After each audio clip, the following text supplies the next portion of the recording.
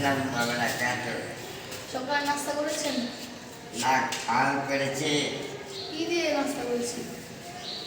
আমি দুটো পরোটা খেয়েছি আর ভাজি আর চা খেয়েছি। আনবো ছানা খেলেন? না, খাইনি। তা আপনি বললেন খেয়েছেন, খাইনি, এটার মানে কি? আমি তো ওখানে খেয়েছি, বাসায় খাইনি, সেটাই বললাম। এটাই বললেন? হ্যাঁ। হ্যাঁ, বুঝেছি। আচ্ছা, আপনার বাড়ি কোথায়?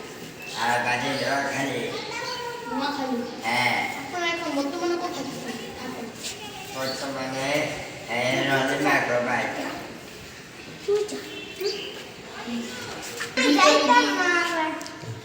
আমাদের ভিডিও যদি ভালো লাগে একটা বলবেন, কমেন্টে জানিয়ে জানাবেন। যাবেন। আমরা পরের ভিডিও আপনার সাথে আবার দেখা করছি। সবাইকে আল্লাহ